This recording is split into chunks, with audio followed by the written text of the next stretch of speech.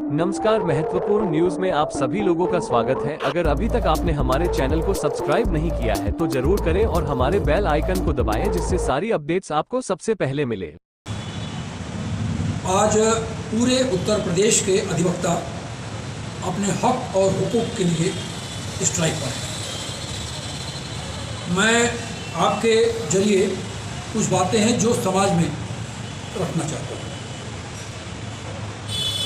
आप सभी को जानकारी है कि बहुत लंबे समय तक भारत पहले मुग़ल शासन फिर अंग्रेज़ों के शासन के तले रहा।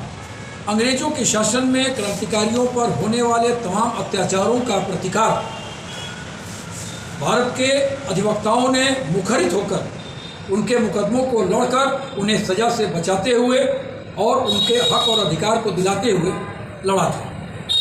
कहा जा सकता है कि भारत की आज़ादी में अधिवक्ताओं का योगदान कभी भी मिटाया नहीं जा सकता। आज भी अधिवक्ता न्याय पाने की अंतिम सीढ़ी के रूप में समाज में स्थापित है।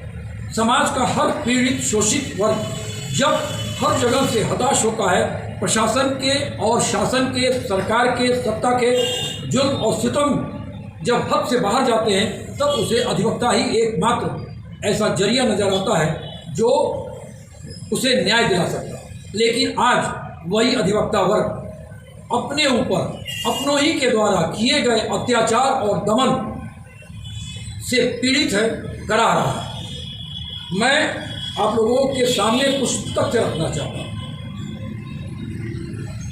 भारत में बार काउंसिल ऑफ इंडिया अधिवक्ताओं की सर्वोच्च संस्था है जो अधिवक्ताओं के लिए नियम, उनके हक की लड़ाई, उनके अधिकारों की लड़ाई के लिए बनाई गई और इसे डिसेंट्रलाइज करते हुए हर प्रदेश में एक बार काउंसिल बनाई गई। जैसे उत्तर प्रदेश में उत्तर प्रदेश बार काउंसिल है। हर वो विधि स्नातक जो विधि करने के बाद विधि व्यवसाय में आना चाहता है, उसे बार काउंसिल ऑफ इंडिया और bar council of Uttar Pradesh में अपने को पंजीकृत कराने के बाद ही ये लाइसेंस मिलता है कि वो प्रैक्टिस कर सके। इस देखा जाए तो यही दोनों संस्थाएं एक अधिवक्ता की मात्र संस्था है।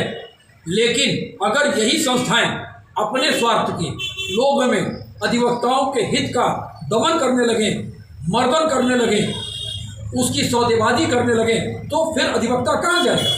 तो अधिवक्ता के सामने एकमात्र उद्देश्य आता है कि अपने हक और अधिकारों की लड़ाई के लिए वह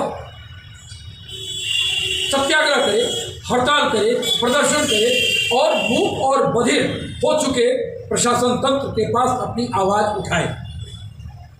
लेकिन हो क्या रहा है?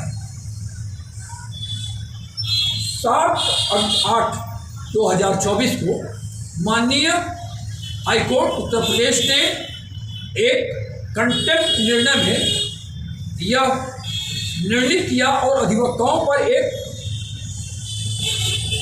विचार थोपा कि अगर वो किसी भी स्थिति में स्ट्राइक करते हैं तो इसे कोर्ट क्रिमिनल कंटेम्प्ट के रूप मिलेगा, जिसमें उस बार के पदाधिकारियों को सजा भी दिलाई जा सकती है और उनके ऊपर जुर्माना भी लगाया जा सकता है और उनके प्रैक्टिस के अधिकार को छीना भी जा सकता है।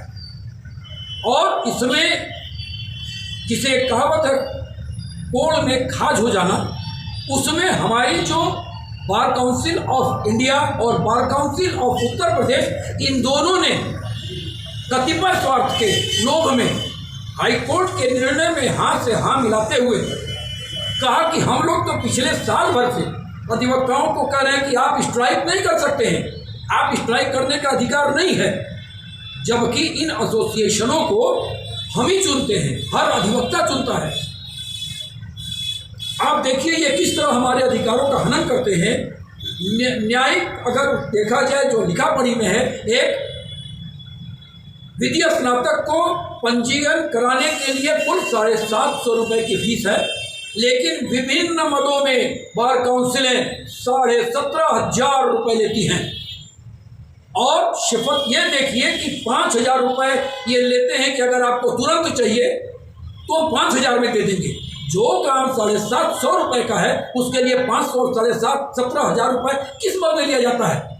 जब हमारे ऊपर परेशानी आई कोविड के दौर में तो बार काउंसिलों ने 700 और 600 रुपये पीड़ितों के नाम से देकर अपना पल्ला झाड़ लिया।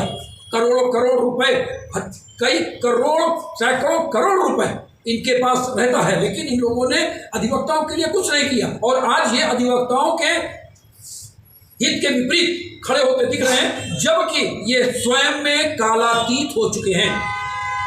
5 साल का इनका टर्म होता है, वो बीत चुका है। 6 महीने का एक्सटेंडेड कार्यकाल भी 6 अक्टूबर 2024 को खत्म हो गया। जब 6 अक्टूबर को इनका कार्यकाल एक्सटेंडेड भी खत्म हो गया, फिर अब ये किस अधिकार से हमारे पास दबाव बनाते हैं।